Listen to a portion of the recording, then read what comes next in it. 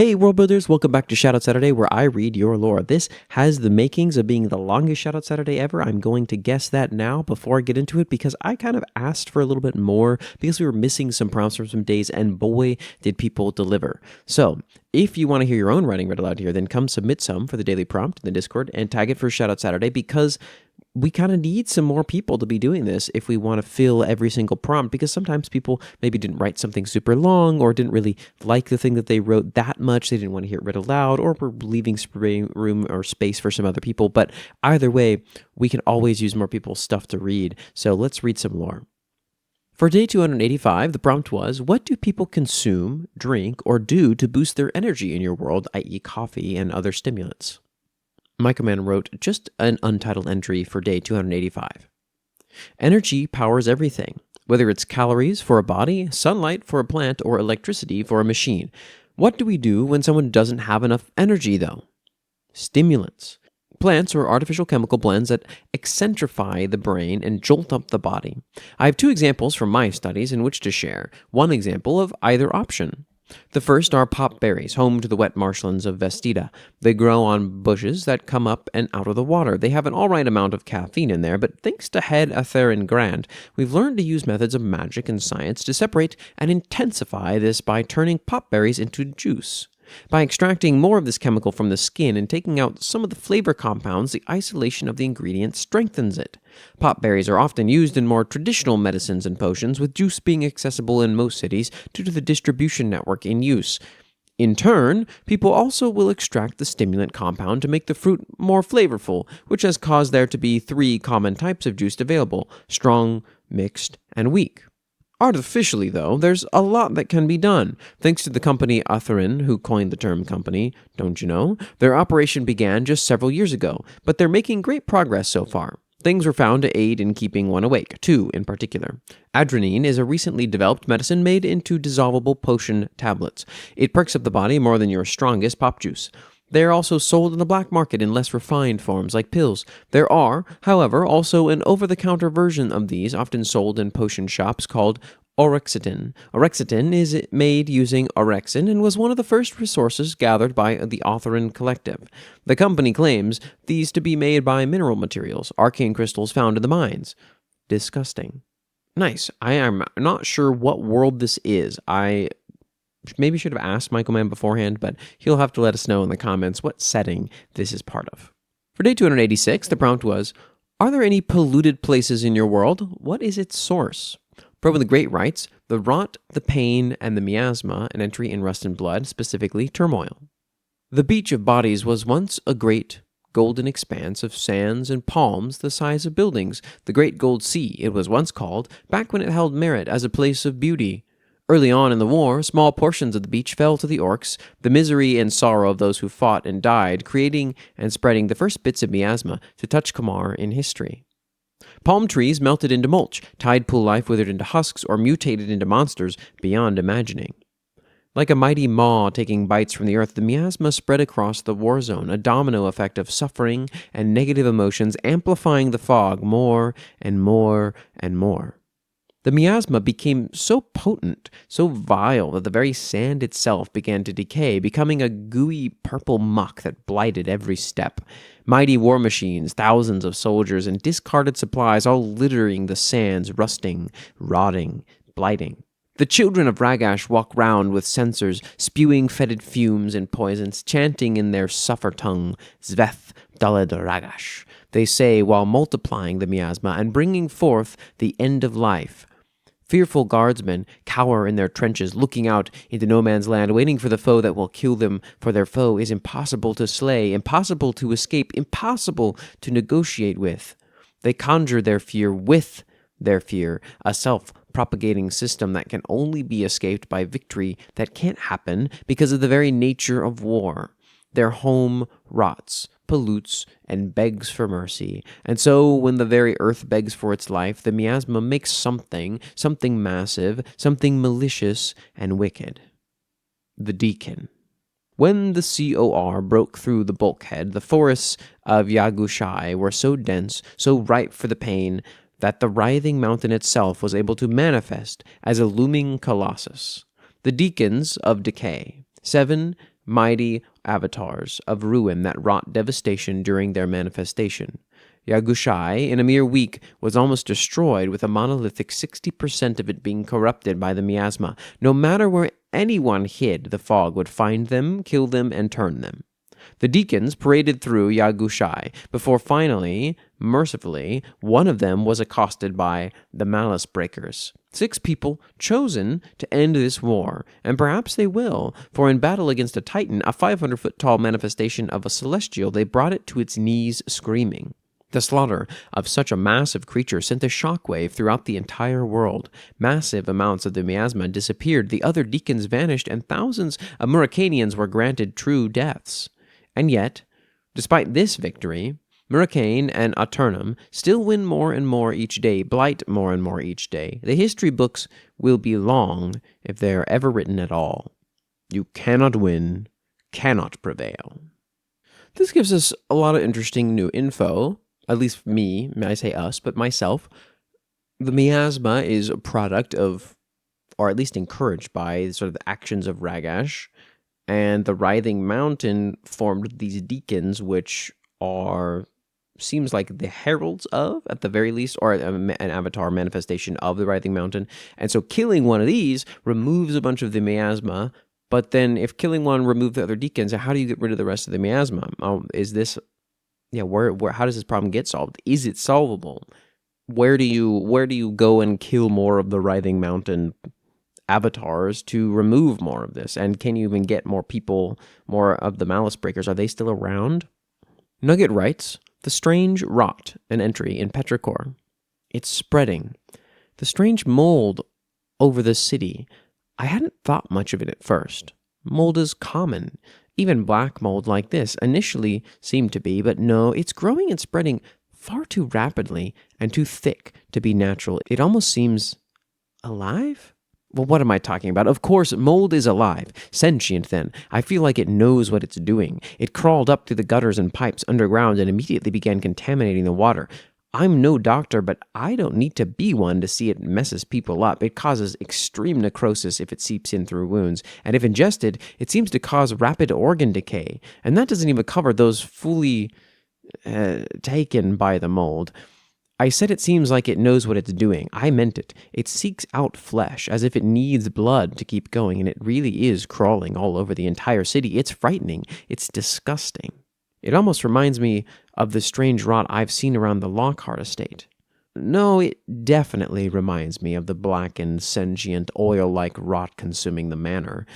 And it only started spreading like this after Lockhart was pronounced dead last week. No, that's too much of a coincidence for me. This is Lockhart's doing. I just can't prove it. I keep thinking about Edward's words about how he couldn't be dead. I wrote it off as the desperate denial of a maddened, love-struck fool, but I get the sinking feeling there's only one person who knows anything about what's happening, and he's getting his head chopped off in the morning because of me. There's something I need to do. Ooh, okay. Is this a bit more in the future from a lot of the stuff that we've read? This seems like a really big potential problem for the entirety of the city that I haven't seen discussed really by you, Nugget. This seems like it has all kinds of ramifications. Another untitled and unlabeled setting from MycoMan. For day 286, he wrote, "Well, I'll be the first to say this is gross to discuss, but unsurprisingly, yes. The waters surrounding Crocsticks are frozen and disgusting. The water is filled with fecal matter from the creature right after it. Yeah. This has actually helped with the fertility of soil on the island, but it's ruined the lives of any normal fish in the waters surrounding the landmass. The soil, though, still has issues taking crops due to the snowy weather. The water freezing has caused a lot of the impurities in the water to come out on top. A layer of excrement and mud cover the layer of ice. It's sometimes harvested to use as a form of manure to help what few plants can be grown in the cold, bare fruit." I do remember Crocsticks a little bit, the frigid area. This one's pretty nasty. Good source of pollution, I guess. But what's the creature? The creature after it? I don't know. What's the creature that's pooping everywhere? For day 287, the prompt was, every culture has beliefs as to what happens after death, but what actually happens to their souls after death? Does it differ from the belief system? And this comes from Nugget in the Discord. Nugget writes, "The Book of the Dead, an entry in Time Traveler and the Immortal." "Are you going to kill me?" Victor asked. I don't kill, I collect. Victor thought he had been alone, taking a midnight stroll for some fresh, clean air, when he was joined by the god of death himself, Mors Grimm. He was tall, even in a humanoid form, with dark skin and a bright, pupilless purple eye that might as well have glowed in the dark for how much it stood out. You know what I mean. Death laughed. Be not afraid, child, for a man was once so eager to meet me, I dare say you seem scared to face me now. Emrys has told me about you. Emrys? I suppose that's what he's going by now? You still haven't answered my question. One day. One day? I will kill you one day, if that's how you'd like to put it. But not today. Not today. They paused on this exchange, letting the words and implications sit in the air for a moment. Does it hurt? Victor hesitantly asked. Would you like me to explain what happens? Victor nodded. Mors snapped his fingers and summoned a book to his hand. It was very well crafted and ornate, bound in black leather and detailed with silver. This is known by many names, Mors explained. The Book of Death, the Key of the Afterlife, my grimoire. I just call it my book. Mors flipped through the pages of it, revealing pages upon pages of names. Some were glowing with various colors, some were pitch black, and some pages were blank. Every page is a soul. When someone is about to die, their name appears in my book, and I'm meant to collect them. This isn't always the case. Appearing in my book isn't always a death sentence. Sometimes people get lucky, or they persevere, or they manage to remove themselves from danger. Fate isn't sealed just yet, but consider it a hefty warning. He flipped to a page with a name on it. They start black, see? When they're still alive, but ripe for collection. Most find their way to the book on their own, but oftentimes the soul gets stuck. That's when I need to collect them for myself. They walked down the street, Mors seeming to be guiding them. What causes a soul to get stuck? Plenty of things. It isn't exactly a science. It's just something that happens. It's more common than you think. Ghosts? Mors thought for a moment. Yeah, I suppose that's probably where most ghost stories come from. A soul disconnecting from the body after death that hasn't been collected yet. Wouldn't last for that long. I like to think I'm good for something with my job, and the soul wouldn't be able to do much. But I'm sure that fear lingers a bit, and fear makes for a good story. Disconnecting. That's all death really is. The body shuts down or gets destroyed, the heart stops, and your soul cannot reside there anymore, so it disconnects. It doesn't hurt, really. Once your body is gone, the pain's gone with it. Interesting. As they walked, they came across a homeless person on the street. Victor didn't seem to notice at first. They lay resting on the ground, a bottle in their hand, barely even shivering from the night air. Mors took notice, however, walking up to them, his book automatically flicking through its pages until falling upon a black name. Mors kneeled next to them with the open book, whispering something to the man Victor couldn't quite hear because of the volume. He watched as the man's eyes glowed a bright amber, and the strange light was pulled from the eyes and gravitated toward the page as his breathing stopped. Mors returned to Victor's side, the book still open to the man's page. Now, where the ink was once black, it glowed the same amber as his soul, and the rest of the blank page was decorated with the color in an ever-shifting display of the contents of his soul. Upon collecting, Mors explained, the soul binds with my book, becoming one with their page. So every dead soul that's ever existed ever is, what, contained in a book? Not exactly. The underworld is actually a far more expansive place under the astral plane where they're actually sent. They become part of the labyrinth, and only I have access to it. The book is more of an access point and organization of everything. Are they bound to the book or the underworld? Both. Would you say your hand is a different entity from your stomach? They are but two assets of my larger domain, feeding into my power as a god. The sun is no different than the stars. Are they still conscious? In a sense. They still contain all that they are, but they feel as if they're asleep. I can assure you, they are not in pain. They are simply and eternally content. Victor thought about this for a while, his concentration breaking as Mors let out a soft yelp as they walked, seeming to run into some kind of invisible barrier. Ah, right. Aurelius doesn't want any gods getting too close to his place without his permission. he said, taking a step back from it. I suppose this is where we part. Do you have any final questions for me? You're going to kill me one day? Yes. How does it happen? That is not my decision to make. Fate is not sealed, despite what many gods might say. Moore shifted to a sterner tone. But I do feel confident in saying this. Cogwin, you have a strong soul. I do not foresee you entering my domain by your own hand. I understand. Good. Aurelius is looking for you, by the way. I suggest you put his mind at ease. All right, I'll see you again one day, I suppose. It is inevitable you will. Vector nodded one last time and went back inside Emrys's bookshop. Morris continued to stand there, simply watching the bookshop and the people inside. His silence was interrupted by chaos. Was that? Not now. His name is not in my book. I still have my rules to obey, regardless of our deal. Cool. This was a very fun one to read. Hopefully, I did a good job with the voice of Morris. I just kind of, I don't know. I went with something that the first thing that kind of came to my mind, but he seemed to be, a little smirk in the conversation. And so I kind of went along with that tone for the most part. And hopefully that was good. I really enjoyed this back and forth. This is a lot of fun. I really need to write more stuff like this more diegetic world building, this more like just write a narrative piece in the space. And when I have done that, it really develops a lot for me. And you do a great job with these little conversation pieces, Nugget. It's awesome. Part with the great rights, nothingness claims me, an entry in Rust and Blood, specifically turmoil. I feel it now, the cold hand of death, the reaper, the shore, whatever it's called, reaching down from the outside and dragging on my soul. Damn, that last round sure did a number on me. They could have at least done me a solid and made it quick, but alas, here I am, bleeding out in the mud of the beach of bodies. Orcs have a cruel sense of humor, I feel. One second they shoot at you with a wall of bullets, the next they're taking bets on how long it'll take for you to kick the bucket. Green-skinned filth sitting around me like buzzards, waiting. At least it doesn't hurt. Whether that's adrenaline or just what bleeding out is like, I wouldn't know now, would I?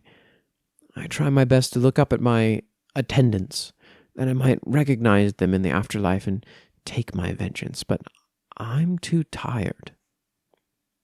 Finally, mercifully, I feel it take a firm hold, an undeniable harshness, like my stern father dragging me by the wrist, nearly lifting me off the ground. It feels cold, both in temperature and emotion, like the action of an elemental rather than any celestial. Then I see everything, my corpse below, the battlefield around it, the bulkhead in the distance raging in flame. I see Remexia, Castellum, and that pale citadel to the south. Up and up I go, climbing into the sky, drugged by invisible, painful strings. The shimmering, pale field that keeps the outside out gives way just enough for me to slip through into the void beyond, and oh, how wonderful it is. Colors hidden from us below, reds and blues and purples, all mixing and clattering and mingling together, the supposed celestial realms I have heard of. One of them, in the middle of the pack, draws me close, a void of darkness that smells of the sea, the shore, and of hopelessness. Ram. Will it forgive me for denying its will, for refusing its mighty purpose? Will it see it as my king's fault or my own? Will I see my father, my brother? What of my cousins? Are they dead too? Surely Ram would take in its own, its worshippers. I enter the black, and like the snapping of a pair of jaws, nothingness claims me. This was a very fun read. This is the first time I've kind of gone for that sort of tone, but this seemed to really deserve that. Hopefully I did this justice. This is a great little piece, Predwin. I like that we've got two different sort of on the battlefield mortal wound kind of scenarios that we've got to read out, and one ends sort of like happily and one ends very sort of mystically and maybe morbidly. Great look at just a peek behind the curtain of Rust and Blood's afterlife. For day 288, the prompt was, is there a martial art/spiritual discipline with a niche philosophy in your world?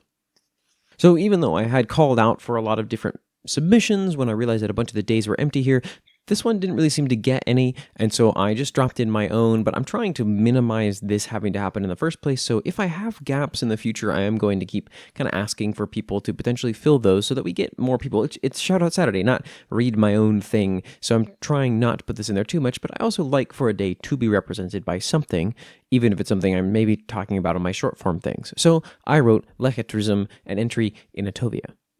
It would be generous to call Lechetrism a school of thought. It is, however, a relatively new philosophy among Etovians which appears to reinterpret historical records through a more nuanced lens. The founder of Lechetrism is a Draconos man by the name of Haruto Sato, and he summarizes his ideas below. The Crux of Lechetrism by Haruto Sato. Lechetrism is not a belief that the past is fraudulent by nature.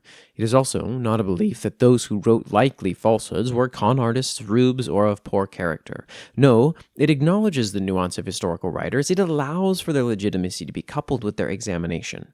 A story does not need to be true to be useful, but the wrong kind of soul can turn a useful story into a vortex of belief.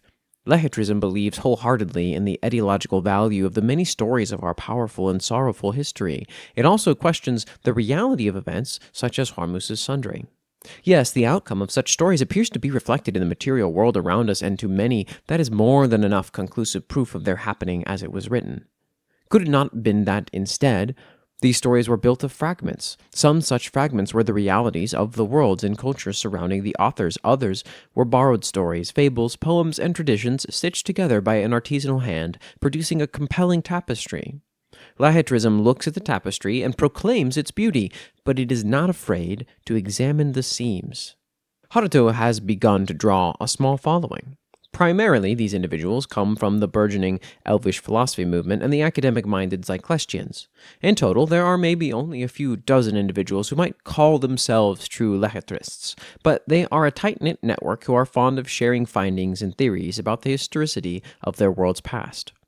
Haruto himself travels broadly and teaches his philosophy to any who will listen or allow him to speak publicly. Notable groups like the House of Poets in Waterhelm and the Vizar Court have hosted him to listen and debate his ideology, which has led to further notoriety for Lechetrism across the continent. For day 289, the prompt was, what is, in your opinion, the cutest animal in your world? The Wanderer writes, Iroids. Look, but keep a respectful distance. Iroids are 4 to 6 feet long creatures with an armored shell akin to an armadillo, or more accurately, similar to a pillbug. They are pack scavengers, though often scavenge barely within sight of each other.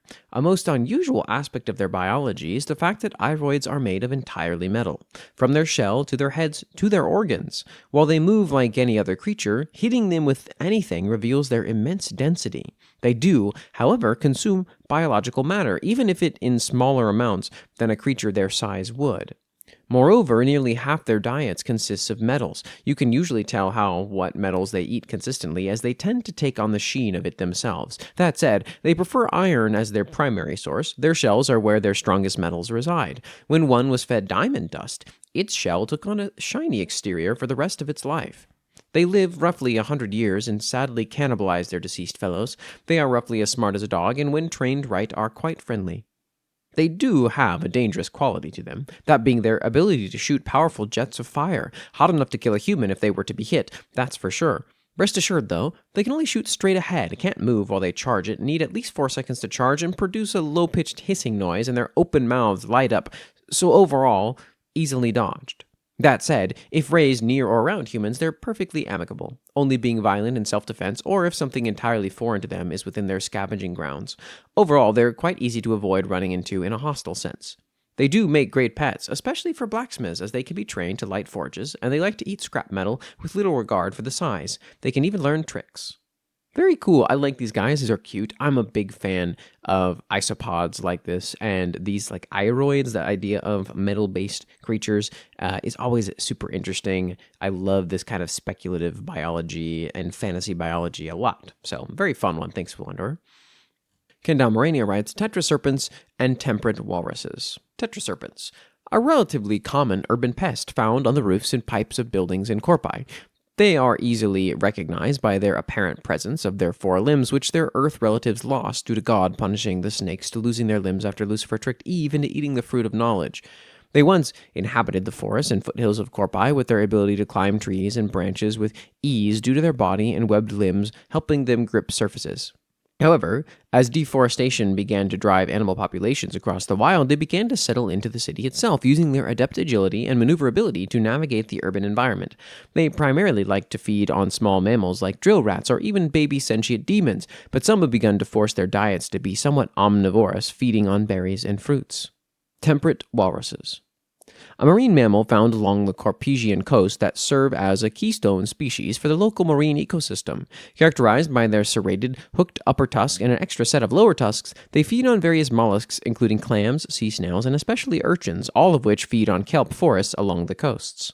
They typically scoop mollusks in through their upper tusk, shovel it into their mouth via their lower tusks, and crush their shells using their immense bite force strong enough to crush solid steel.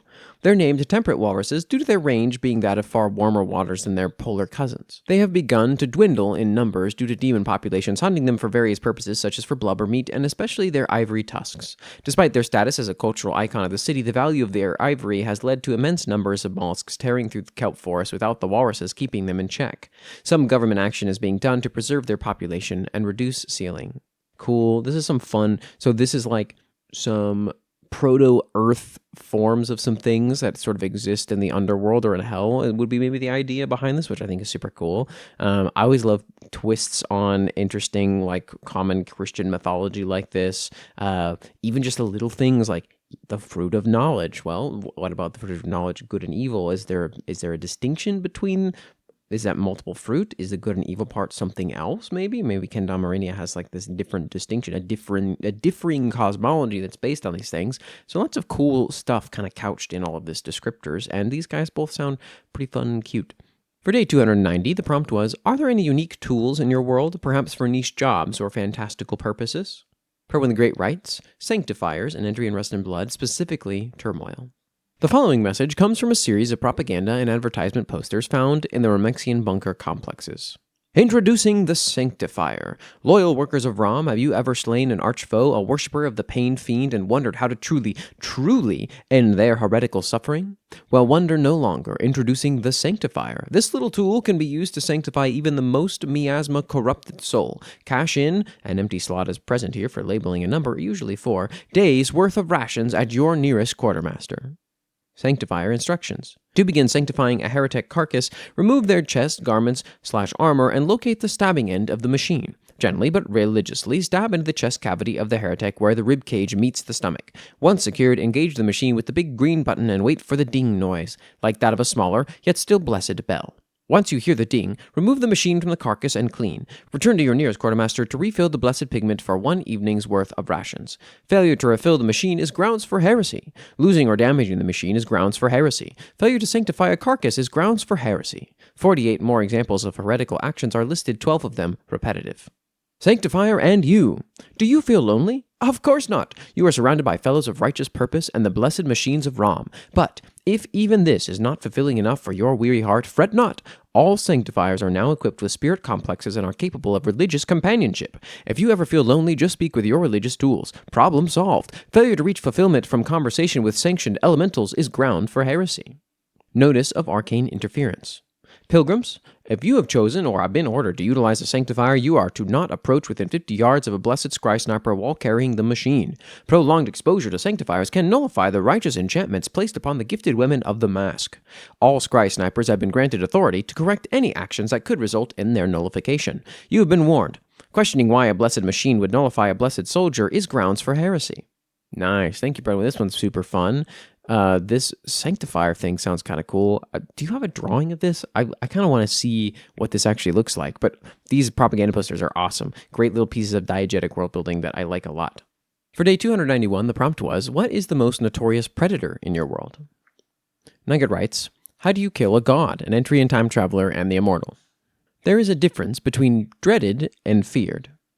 A god is a god for a reason. They're not easy to kill. In fact, if you ask most of them, they'd simply say they were immortal and that they cannot die. This is step 1. The gods can die, but it requires the power of a primordial god to do so.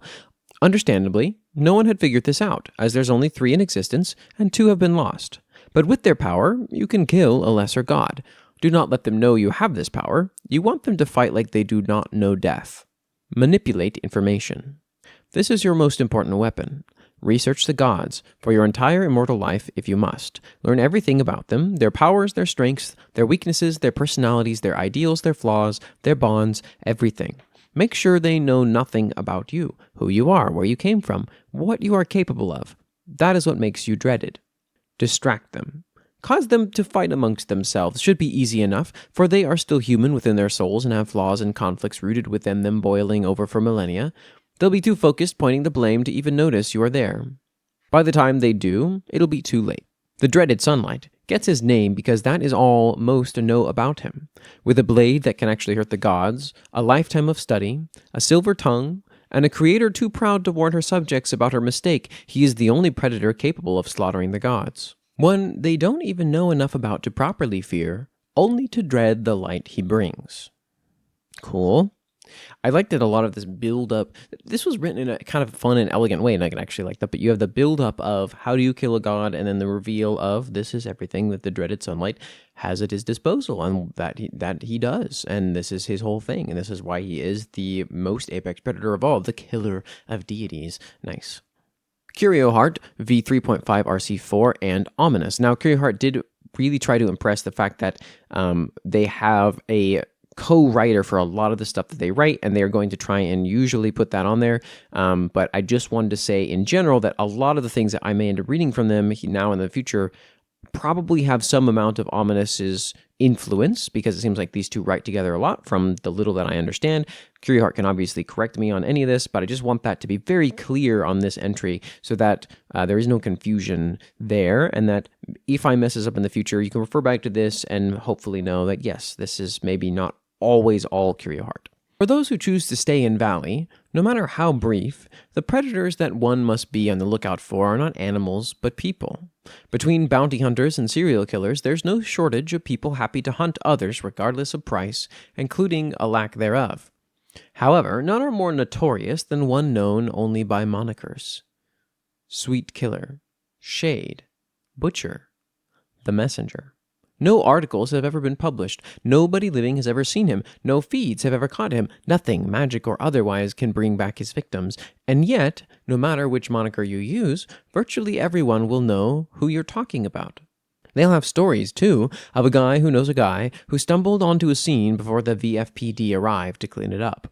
While most think the stories are exaggerated, those who actually have seen the aftermath of a visit know the truth. The scene is always worse than anyone can properly describe, and it always leaves a mark in their psyche that other similarly unfortunate souls can recognize.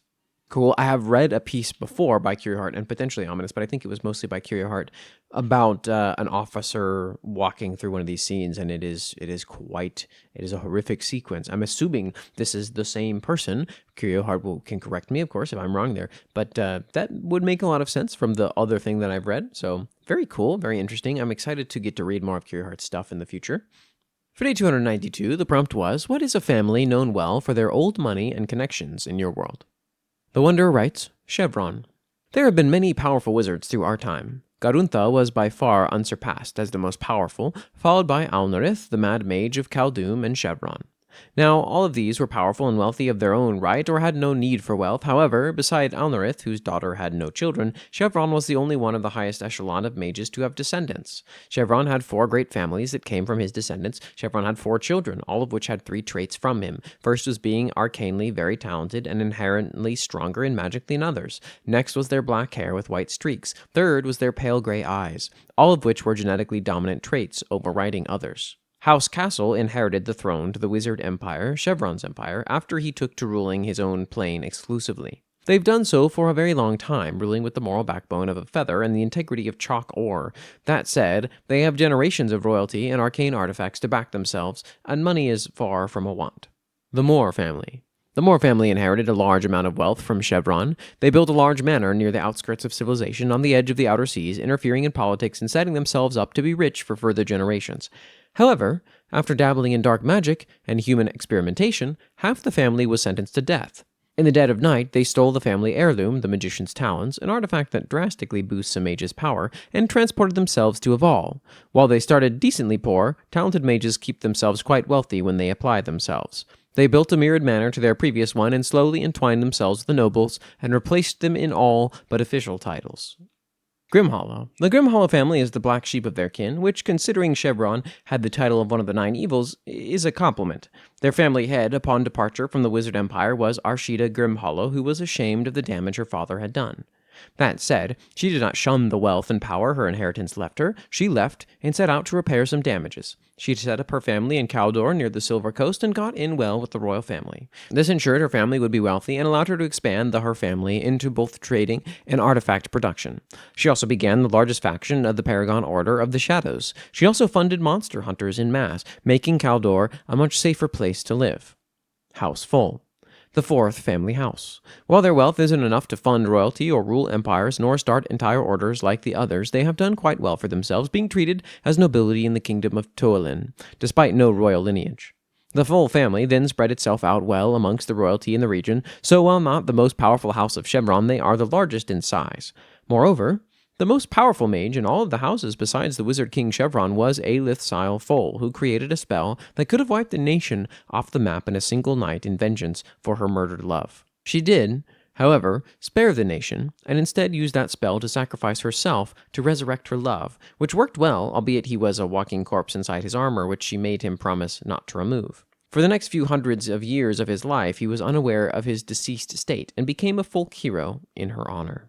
Cool, I believe the image we've been given is Chevron. If I'm wrong about that, Wonder, please let me know. But this is neat. I really like this idea of the 4 descendants of someone.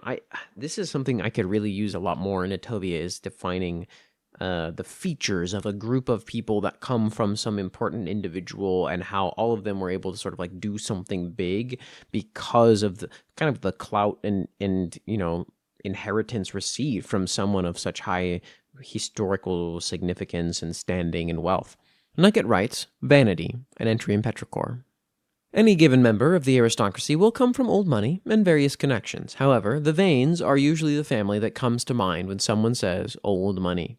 They're one of the original noble families, similar to the Lockharts, and are well known for creating a lot of the early laws and economic systems that remain in Petrichor to this day. Of course, it's these economic systems that place a disproportionate amount of wealth into the pockets of the Second Estate and are under a lot of scrutiny in modern day.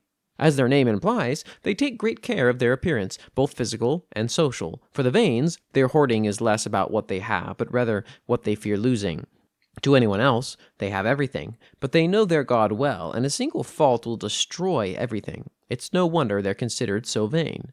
In terms of connections, they've been close to the Lockharts for generations, even housing Ambrose for a few years as his ward family after the death of his bloodline. But distance grows over the years, and traditions break. While Thalia and Ambrose grew up together on account of their familial connections, they were never all that close. Their friendship, if one could even call it that, is one of outside pressure and expectations above all else. Now, as adults, the 2 house heads are strained and eroded in their relationship, still obligated to be friends out of mere inertia. In any other universe, they can't stand each other. Nice, okay, and the Vanes, it's Thalia Vane, right? And Thaddeus is also a Vane.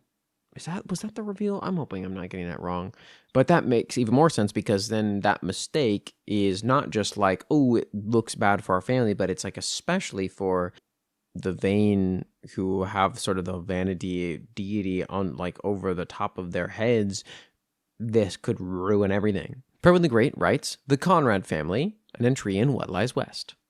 In these early submissions, prepare for some rewrites as I figure out what I want from this setting. I've already had some thoughts regarding the nature of expeditions into the West, so I'll update as they happen. Balfora needs a strong hand to guide it. It needs knowledge, power, and an entire army at its back. It needs the Conrad family. Alyssa Conrad, 3rd daughter of the Conrad family. The Conrad family is the longest-running and most powerful noble house in Balfora. Their ties to the East and massive investments from the Crown have allowed them to take a massive political hold over both the guild system and taxing of Balfora. They claim themselves to be the undeniable rulers of the region, yet many deny their claim despite the long history the family has with the West. Most people who ventured west did it to escape the nobles and lords back home, and seeing the Conrad family parading themselves around is salt in the wound. The Conrad family seems oblivious to the hatred directed at them from the masses, a dangerous thought given just how many of these people are veterans of massive battles throughout the area, or are even professional monster hunters alone. Certainly, if the Conrad family can't keep control of these people, then disaster is all but inevitable. Nice, we're getting our first look at some of the politicking of what lies west, and I'm liking it so far. Good stuff. For day 293, the prompt was, who are the happiest folk in your world? And this comes from Prelin the Great in the Discord. Now, Prelin the Great writes, terror and turmoil, an entry in Rest in Blood and Turmoil, and he did provide a content warning of gore, torture, death, implied child harm, war crimes, suffering, and ragash, so listen to this section at your own discretion. Screams, gunfire and echoing explosions, trees fall, walls crumble, and blood flows, and Yagushai Bellwood's walls are barely holding. Untold thousands, maybe even millions of foes charging in from the trees. Soldiers empty magazine after magazine into the horde. Artillery guns shake the earth, and titanic mechs stomp through the massive army, with dozens of automated weapons ripping apart hundreds of them each second. But it isn't enough. The guns hold them back for days, maybe even a week. The detonations of 100 artillery guns break their trenches. The raking motions of flamethrowers prevent them from moving forward. But it isn't enough. The earth shakes, and the trees give way, falling and withering and dying as a horror beyond any semblance of possibility emerges from them, a disgusting, brutal, heaving thing that barely stays together, a gray-skinned abomination that emits arcane waves of horror and suffering by merely looking at it.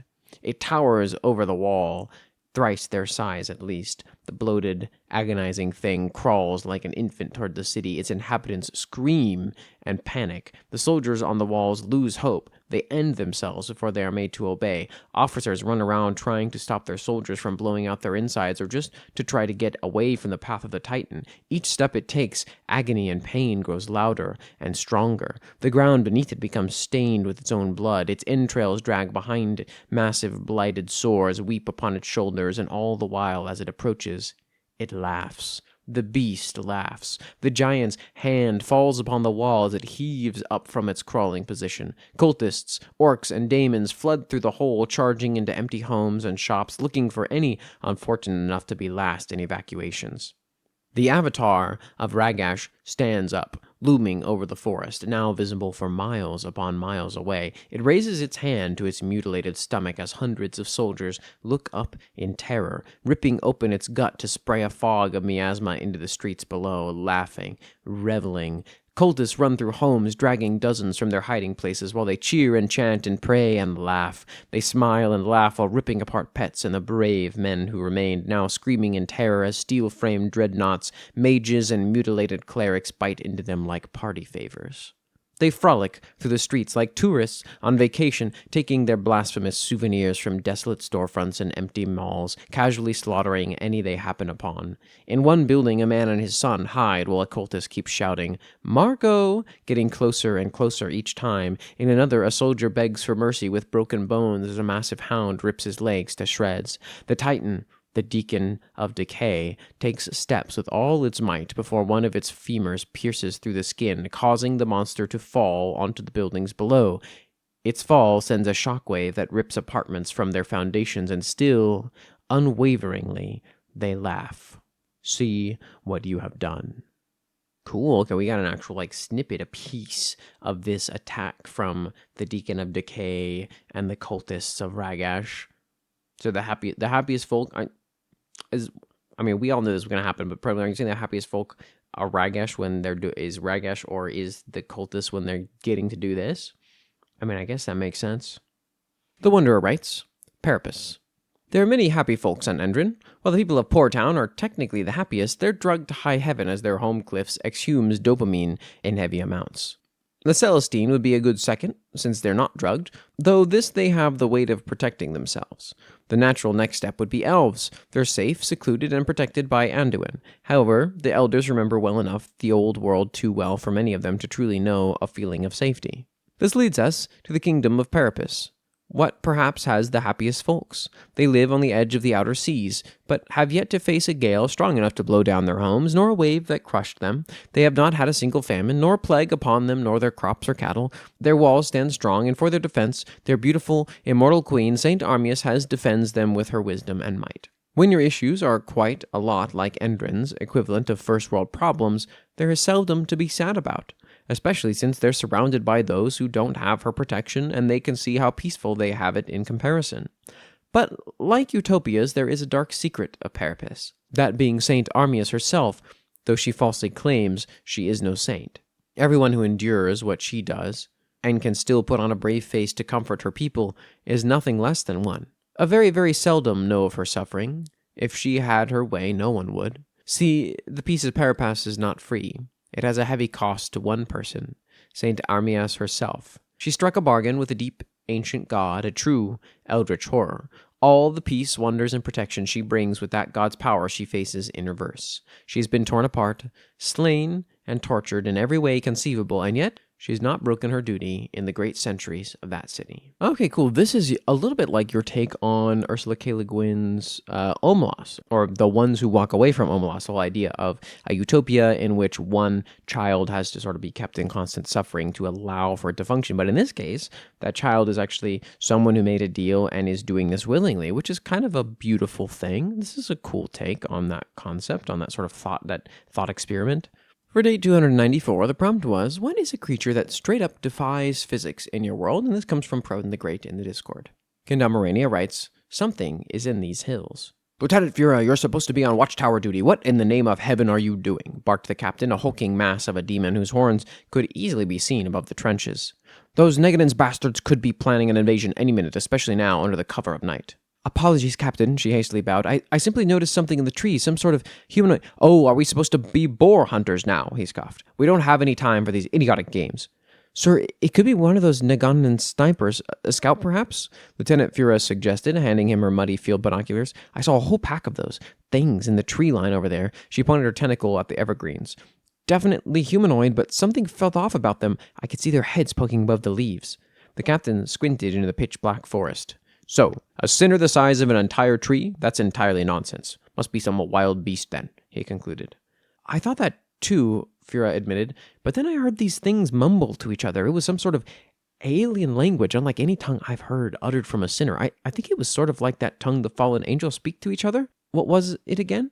Enochian, the captain muttered, the language of angels and the first men. So perhaps they learned it from some wandering fallen angels, and they're of savage intelligence. I still don't see why we should pay attention to these animals when the enemy is only 70 meters away from us. This is wholly pointless. Just as the captain was climbing down from the watchtower, another soldier came running through the muddy trench, panting. Captain! My captain! The young boy saluted. One of the scouts came back from the forest. The field medic needs your attention. Lieutenant Cyrus, Fura gasped. I saw him go trying to hunt those beasts. She jumped down from the tower and ran.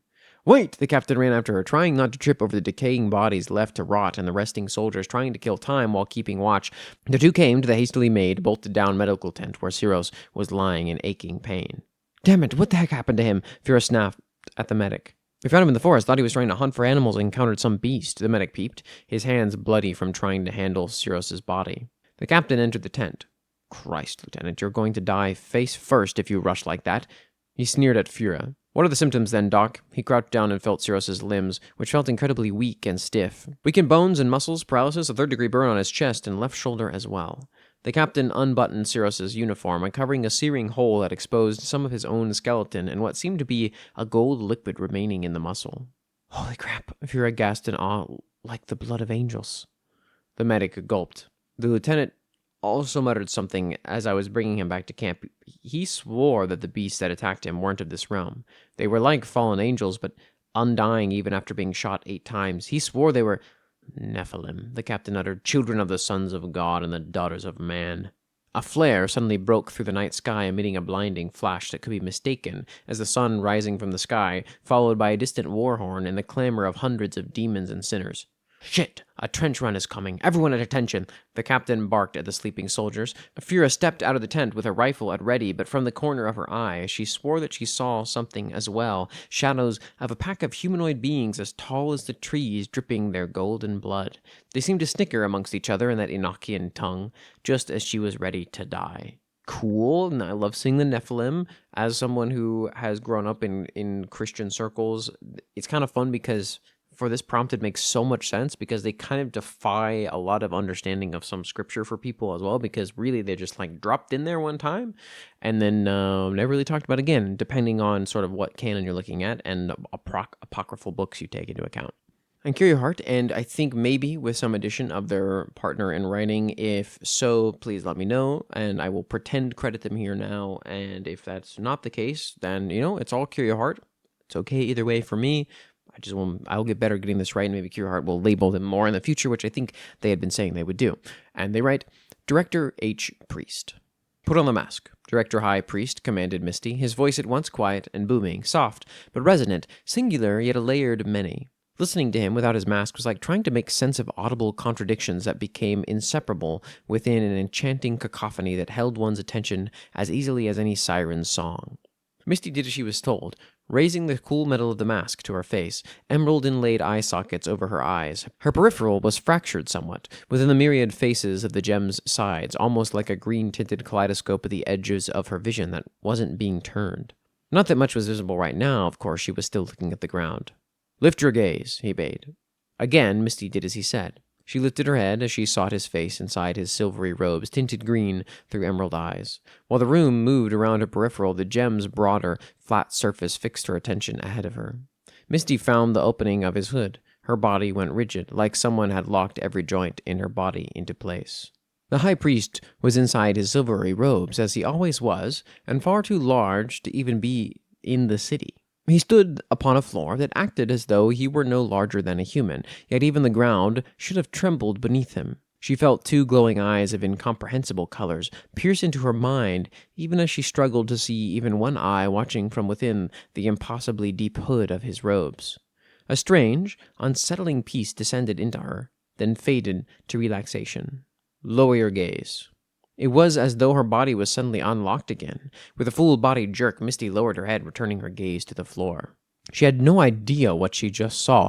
Dragon came to mind, though she couldn't explain how or why. Remove the mask. She did as she was instructed, as was her duty. Instinctively, she reached toward him, holding his mask out to him like she were making an offering to a god. A strange appendage reached out from under the robes, too thick to avoid moving the fabric, yet passing under it like it was just a shadow. Gently, it took the mask and raised it from her field of vision. Rise, Misty Graves, and join the rank of priestess, stated the softly booming voice of the high priest. The Church of the Cleansing Flame welcomes your service. As she stood, Priestess Graves realized she was grinning, wide and broad and full of teeth, as she looked upon the silvered metal face of the one they called Cleansing Flame in all its flawlessly intricate detail. She couldn't stop grinning, even if she'd wanted to. Though the strange, ceaseless grin reached no further than her lips, it was genuine. She had purpose again, meaning, after 2 years of anguish, she felt only the incessant tug to help and the ecstasy of direction in her life once again. While Valley Forge is known to house its share of eldritch creatures that seem to defy reality itself, few do so quite as well as the head of the Church of the Cleansing Flame, Director High Priest. While any who meet him understand that they're dealing with something unusual, the only ones that truly know just how unusual he is are the priests and doctors dedicated to service with the church and its clinics. More than anyone else, they know that to look upon him is put your eyes upon something that should not exist. They also know that, in their lives, they will only see his face at most twice. The first time is when they enter service with the church, for gazing upon him is how he binds them and grants them the tools and magic they need. If they're lucky, it's the only time. Though it's never said, every priest of the church and every doctor for the clinics know the same truth. To gaze upon Director H. Priest's face a second time is death itself. Awesome. I love that we're getting some more Eldritch horror in here, some more Lovecraftian stuff. Predwin has been our big Eldritch writer for a little while here. I'm glad that we've got some more. I'm a big fan of this stuff. I have dabbled in it a little bit, but I want to push into that realm a little bit more at some point soon because I enjoy it a lot. Thanks for this one, Curio. For day 295, the prompt was, who is someone who did something thought to be impossible beforehand? What did they do? And this comes from the Wanderer in the Discord. Nugget writes, maybe this time, even the gods will hear, an entry in Petrichor. Edward stumbled and staggered through the foggy Petrichor streets, the rain beating down on his shoulders and back, and a bottle of wine at his side. Violence from the revolution surrounded him. There was more blood in the water than rain. Or perhaps he was just seeing things. It was getting harder to tell. The blood on his hands refuses to wash out. Was that real, or was it simply what the frenzied wanted him to see? He looked up at the cathedral, the tallest point in the city, and the lights pierced even the densest fog. Even now, he felt like he was being watched. Black mold crept up the cathedral, the same mold that had begun to cover the entire city since Lockhart died. Edward knew his husband well. He wasn't going to die that easily. He brought the bottle of wine to his lips, chugging what was left of it. His head pounded, but at least he still had it. He wasn't sure if he had Thaddeus to thank or blame for that. He could feel himself disassociating as he looked toward the cathedral, like the ground shifting beneath him and a strange buzzing in his head. He had to keep going. The mold would crawl up his leg if he didn't. So he walked. He staggered. He stumbled, his head held low, humming softly in a vain attempt to stay sane. He walked all the way to the cathedral and began his ascent up it. There was only mold there. Any people had already been consumed, not that Edward cared. There was somewhere he needed to be. Eventually, he got to the top of the cathedral. Sacred ground.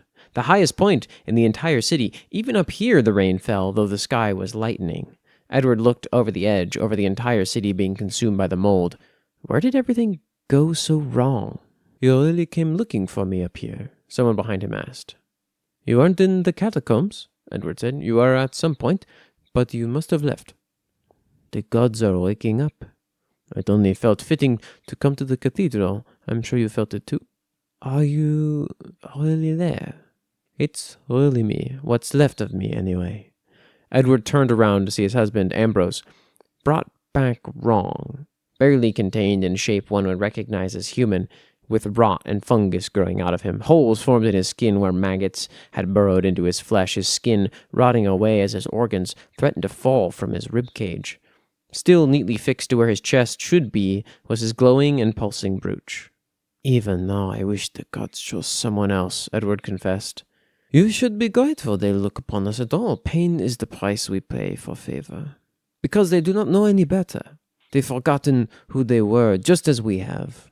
Why are you here?" "I think that should be obvious, Rose." Edward stepped up onto the banister, spinning to face his beloved as he raised his violin up to his neck. "I want one final song with you, mon amour. Maybe this time even the gods will hear me." And with that, Edward pulled a bow across the strings and began to play the song he had been working on. The same one he had written for their wedding all those years ago, left unfinished as he tried to rewrite it to bring his beloved back. His singing and playing were unnaturally beautiful, as it always was, drowning out the sound of the rain, and for a moment everything was fine. Edward often sang to help Ambrose through the adverse effects of necromancy, after all, and it touched the soul in a way none other could. And then Edward felt something on his shoulder. Warmth? Light? He realized he could no longer feel the rain on his face. He looked up, and his eyes immediately started to hurt. The sky itself was breaking apart. The gods were waking up. "What are you doing?" Ambrose whispered, fear in his voice. "I don't know." The odd light began to shine on Ambrose as the sky continued to shatter, severely burning him as his skin began to smoke and sizzle and the rot falling from his bones. He doubled over and hissed in pain, looking up at his husband with an expression of fear, rage, and confusion before lunging at him. Within a single moment, Ambrose shoved Edward off the cathedral, just trying to get the light to stop. In the same moment, Edward grabbed Ambrose's brooch as he fell backward, the rest of his body collapsing to melt and burn without his soul. Neither Edward's body nor Ambrose's brooch have been recovered. The only thing that's been found of them since their fall was a shattered violin. Whoa, okay, this is a big moment. Kind of cool. I'm happy I got to read this. I hope I did a good job for you, Nugget, as always. Very interesting. Does this predate is this technically prequel to the moment where they have left and they're out with the sun? I mean, it must be, right? Like, I feel like I'm putting this together correctly. Like, Edward has the brooch at that point, and that's why he can hear Ambrose's voice, but like Ambrose doesn't have a corporeal body, that kind of thing. But awesome piece, and also the art is fantastic.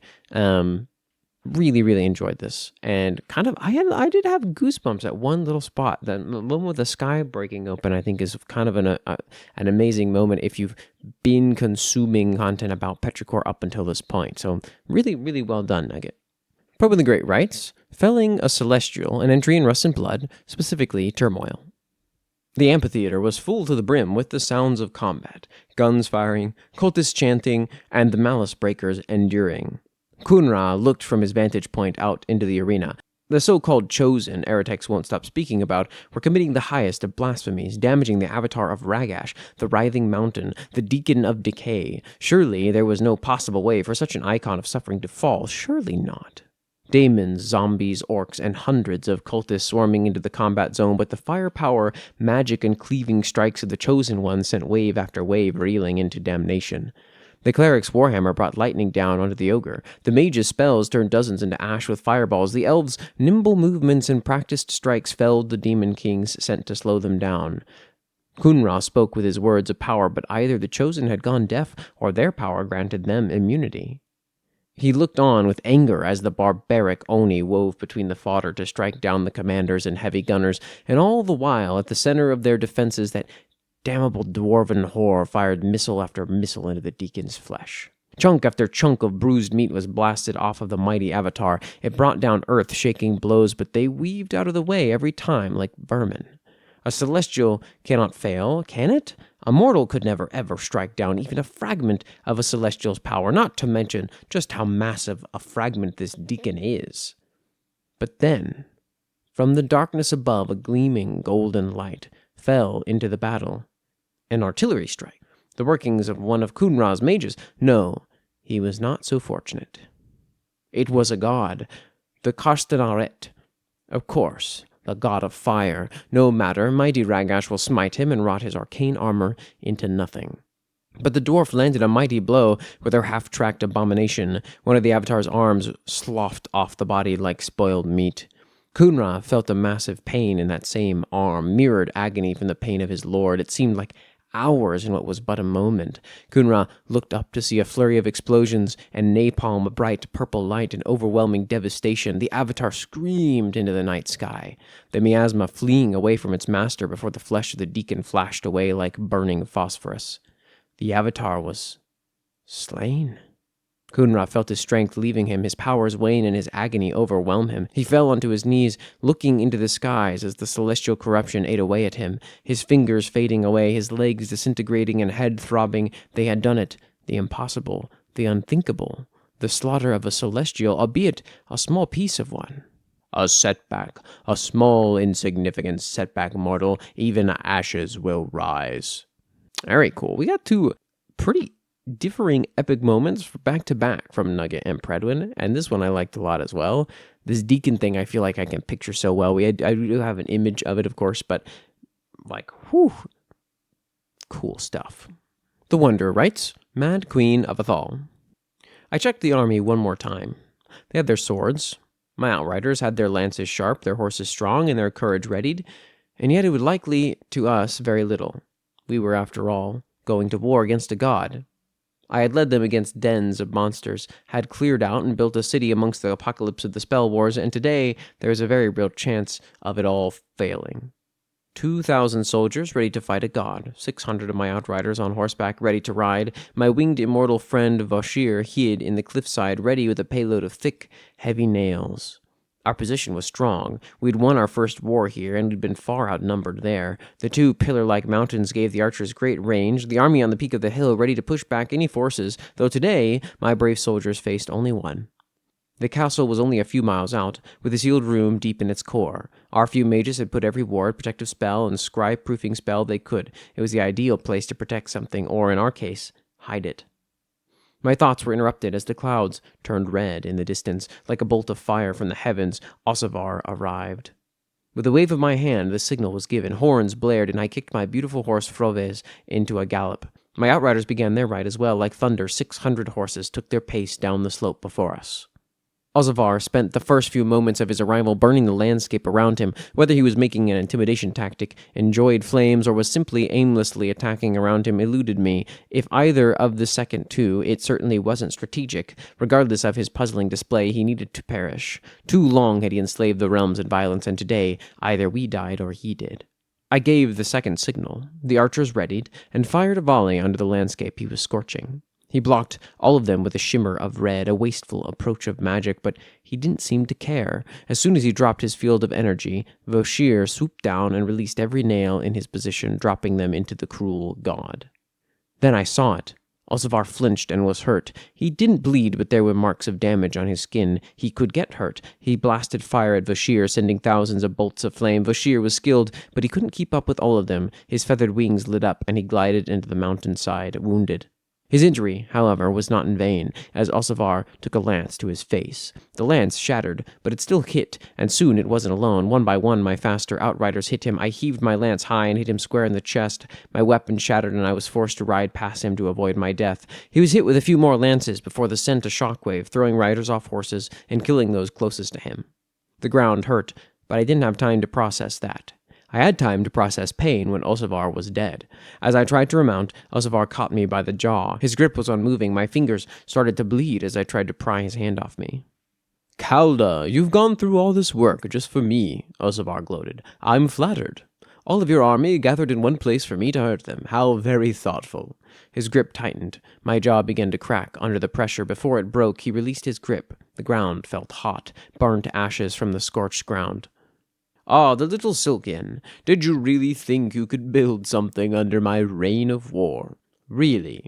He knelt down, summoned a ring of fire around himself and me. He wanted privacy for his gloating. I promptly kicked him in the face. He was not amused. He took my prosthetic foot and tore it off. "Did you really think you could build a city, a little town of outcasts? So what if you weren't picky? It's a town of rejects, and you're the greatest reject of them all, an orphan Silkian. Everyone else already hates your race, and you're an orphan? As if you couldn't get worse, not to mention the fact you're a woman. At least as a slave you had some purpose to your existence, but now your existence is insulting." I knew he was racist, but I hadn't noticed the sexism till now. Go figure, a god of destruction is wrong in more than one regard. He was about to continue gloating, but found spit in his face. If I was to die, I wouldn't do it listening to his soon-to-be dead misogynist. Besides, if he took time to torture me, that would be more time my soldiers could use to rally against him. "Fine. I won't kill you quickly. I'll make you watch your people die. See, I can see a lot. I am a god, after all. Sure, your protective wards are strong, but to someone like me, who can taste a tree 5 miles away, I can easily see when I have a blind spot. You really thought you could hide them from me.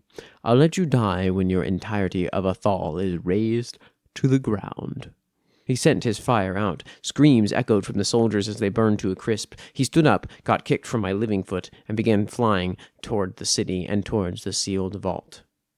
"Tend to the wounded. Everyone who isn't helping with the wounded, ready your horses. We get ready to go again, and I need a horse," I ordered. Without both my feet, getting to the horse proved a challenge, but there wasn't time to waste. Osavar was going to get to the vault at any point in time. Froves was found, and together we rode to the castle, as fast as I could press his brave soul to go. As we donned the hill, Osavar had opened the vault. Inside, he found the project that the mages had prepared painstakingly for well over a year. Ever since I knew we had a god to kill, I was not foolish enough to hide them where he would look. Instead, he found a library, 2,361 books to be precise, with over 100 pages each, and every single one of those pages was inscribed the powerful sigil of the most powerful explosive blast the mages could make en masse. The mages had said it had a yield akin to what they called a megaton, but their numbers made little sense. The blast, however, made all the sense in the world. Athal's castle, the shining beacon of everything we had built together as a fledgling city, was gone. In a heartbeat, I saw fire erupt, tossing the marble stone into the heavens as if they were nothing but straw. Moreover, the air around it formed a sort of mist effect amongst the smoke. It rushed forward like a ripple of air. It hit, and the air screamed with a force stronger than thunder. Then it rang like a bell. That sound did not fade. As the stones settled back down into the newly made crater, I began traversing onto it with Froves. The stones were hot, smoldering like a campfire left abandoned. I drew my dagger, an heirloom from my ancestors long before they were captured and dragged into the wetlands away from the beautiful deserts. As Pap had taught me, it was from the Emerald City itself, that blessed land where I hoped to be worthy to enter at death. It had always looked as if it was. As Osavar crawled out of the crater, wounded, injured, nearly blinded, and coughing, as he looked to the skies, I faced a little dagger. The only thing that a Silkian orphan born a slave had gotten from her parents, hidden from those who thought they could own another soul for a decade. That blade given to a little girl from her dying parents, that blade was from the divine lands of the Silkian, and Osavar faced it and died. As he died, I felt a singe of power enter the hand that slew him, his essence radiating into it. I drew my blade and cut the arm off. His power ended with him. As my vision faded, my body went cold. It hit me. A god could be slain by mortals. I stumbled back, sat down, and wrapped my arm. The god was dead. His endless war had ended. Nice. Very long piece from the Wonder, and it was very fun. Nice little, peek at sort of the epic end of a book almost. Feels like I flipped to the end of a interesting, high fantasy book and read, the final fight, the final epic penultimate sort of situation, and that was a lot of fun. For day 296, the prompt was, what traditions surround the harvest in your world? Carhop writes, the exchange, an entry in Solitaire. I don't know if you'll be able to participate in this year's seeding exchange, Bertrand, Polly sighed, her sun-kissed face scrunching into a tapestry of wrinkles and tears as she took in the sight before her. Hundreds of heirloom gourd seeds were spread out on degraddo mats, germinated or otherwise rotting. The enviromesh sheet that should have kept them cool and dry had been shredded, thrown aside by the unexpected high winds of a week-long freak storm. Bertrand had done his best to secure the drying setup in the first days, but nothing on the Wesson ranch had the tensile strength to stand up to the fuming gales of a coastal maelstrom. The young couple had only moved from the central plains of the continent to the coast last year, and their ignorance for their new home's environment was now made evident. Polly had been so excited to introduce her great-grandmother's sunspot gourds to their new community and receive seeds for all the delicious produce Bertrand had been bringing home. Those hopes were dashed now. I'm sorry, darling. I thought for sure that those tow cables would hold up. They always worked like a charm back home. Bertrand, whose umber complexion wasn't nearly as susceptible to the sun's damage as his wife's, grumbled softly. One of his large, well-muscled arms wrapped around Polly's shoulders, drawing her head into his chest. We'll know for next year. I don't care about next year, Bert, Polly sobbed, her cries muffled by the rough-spun fabric of Bertrand's sweater. What's the town going to think? You know what people think of non-participants. Her shuddering and shortness of breath, coupled with the frantic rate of her speech, set off alarm bells in Bertrand's head. Baby, this place ain't like Gold Sheaf, right? That's why we moved here. These people are kind. He spoke softly, rubbing his broad hand up and down her back. It's going to be okay. I'll talk to old Jepson down the road, tell him what's happening, and see what we can do. You take your frustration out on the soil and plant those germinated seeds. I'll get another enviromesh while I'm out. A vertical garden wasn't an unfamiliar concept to Bertrand Wesson, but the way the coastal folk built theirs was certainly a revelation. Jepson had stressed how important it was to plant the seeds on the inside of the hollow structure, and that he built an entryway only just wide and tall enough for himself to fit through. The clear enviromesh which the old man had given him would allow the seeds to take in sunlight and sprout, and the darker one, which Bertrand had bought, would encourage outward growth. It took a little under a month to build, just in time for the exchange. I still don't see how we're going to get seeds to put in this thing without bringing anything to the exchange, Bert, Polly said, arms crossed as she looked up at the structure. I know Jepson assured you it wouldn't matter, but that man's too naive for his own good. Best loosen your belt, baby. You're going to be eating those words. Bert gave his darling wife a wry chuckle, crossing his arms. She rounded on him a smarmy retort and glare, all loaded up only to have her face full slack-jawed and words plucked from her mouth. 24 families, at least 50 people, stood behind Bertrand, all bearing small woven baskets full of seeds. A healthy chuckle erupted amongst the throng. Polly managed to compose her face back to a bashful smile, fiercely fighting her tears back. I may be naive, ma'am, but only because I've been spoiled by plenty of good people in this life. Jepson, a small and wiry man with a mustache that covered most of his mouth, chuckled. He was the first to approach the young couple, pressing his basket of seeds into Polly's hands. These are my mama's ground beans. They grow plumper than the common variety. Plant them just after snow's wake. Polly nodded, placing the basket to the side so she could wrap her arms around the old man. I'm so sorry. Now, ma'am, no need to apologize. I do appreciate the hug, though. The old man squeezed her in return before gently breaking away. It's only the neighborly thing to do, after all. What sort of person would just sit and let their neighbor starve?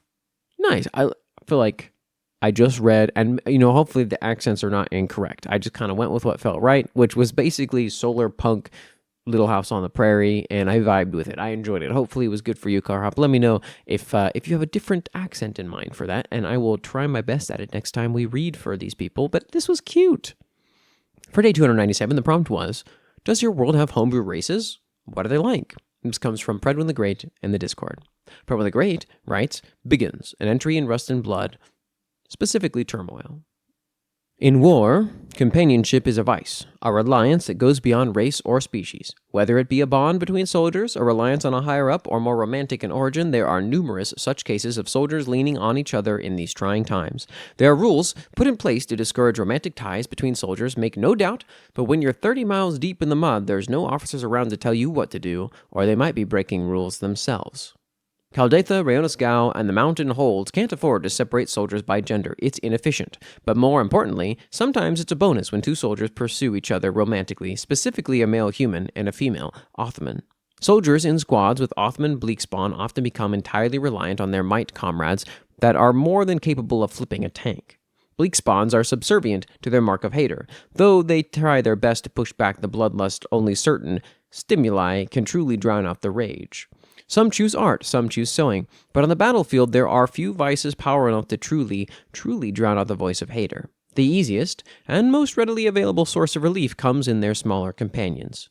You know where this is going.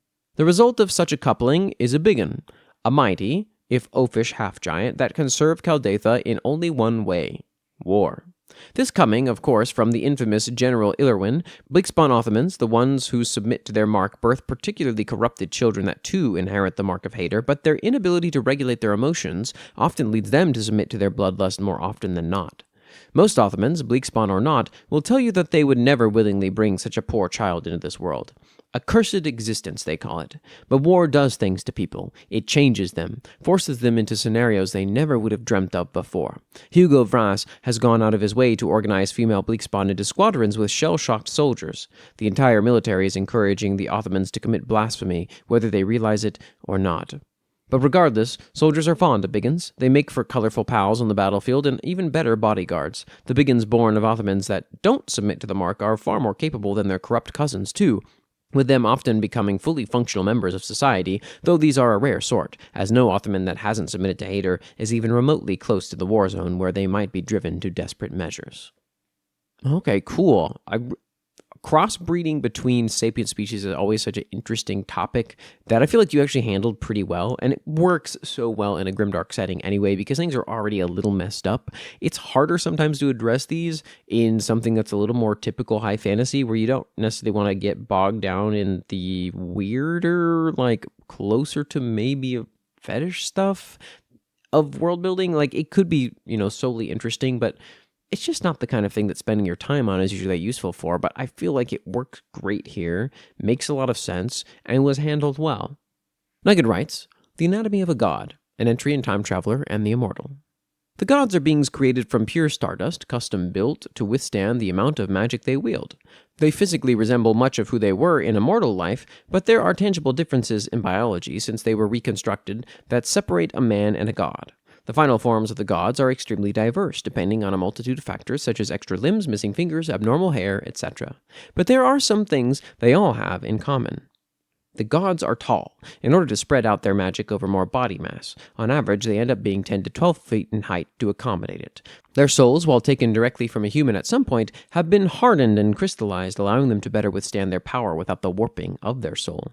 This comes with a side effect of abnormally bright and pupilless eyes and the complete shattering of their soul if the worst happens and they die. The gods do still have the same organs as when they were alive, but most are near useless due to overload destroying them. The main difference in their organs is an organ known as the pulvis sac, meaning dust sac, replacing their heart. The pulvis sac is a sac full of pure stardust that gets pumped through a god's body to keep them alive and to provide their supernatural abilities. I remember us talking about this before. It's cool to get another sneak peek at this after we know a little bit more about Time Traveler and the Immortal. The Wanderer writes, A brief overview of races. Endrin has many species that form words or communicate in another way. Many have heard of the elves, dwarves, centaurs, and all the like, so let's take a look at the Chalantians, as I've mentioned them plenty, and the Daemons mostly because they suit my fancy to discuss. The Chalantians, they were once the most powerful race of mortals to exist in their prime, however, since their civilization fell from the heavens, they were forced to scatter. While they held great pride in their culture, they've scattered far and wide across Endrin's surface. Chalantians themselves have white hair and gray eyes. On a very rare occasion, it has a blue tint. They have long, thin tails that are fully mobile, however, are weaker than their other limbs. They also have curved black horns that grow along their heads, varying largely from family to family. Their skin ranges from a pale white to a very dark gray. They live for roughly 5 centuries, are about twice as strong as humans, though slightly shorter. Many have said that Chalantians are the best race in physical prowess and culture, and few can come with a counter-argument to that. Daemons are a very funny one, as they vary quite a bit. Some are nearly indistinguishable from humans, others, such as the Taishad, work by very different rules.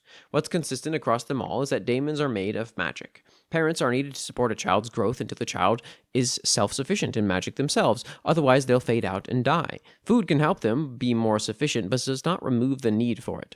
Also, daemons might have very unique rules to their biology. The Taishad, for instance, are very similar to minotaurs in appearance, but in an eternal armor. They also can only see creatures that think they can be seen, meaning an incompetent but confident thief can do better than a master thief who lacks confidence. A nice little look at only a couple of what I believe, if I remember correctly, are quite a few sapient species in the wondrous setting, and that was interesting. For day 298, our final day of Shoutout Saturday number 28, the prompt was, are there any omens of death in your world? And this comes from Probing the Great. And this is a bit of a Probing the Great show because he is our final submitter, and he wrote one for What Lies West, his new setting, personal setting, and then he also wrote the Interloper 50, Black Wolf Thoughts and Entry in Guild, which is a group project between Probing the Great, MycoMan, and Sonny the Soap Eater, but this one was written by Predwin. The Bells and Whistles, an entry in What Lies West. When venturing the west, one might find themselves in numerous deadly situations, running from a monster, hiding from raiders, or simple and notorious dehydration. There are hundreds of ways to die in the west, but barely any of them can truly be predicted reliably long before they occur. But one among these signs is bizarrely obvious.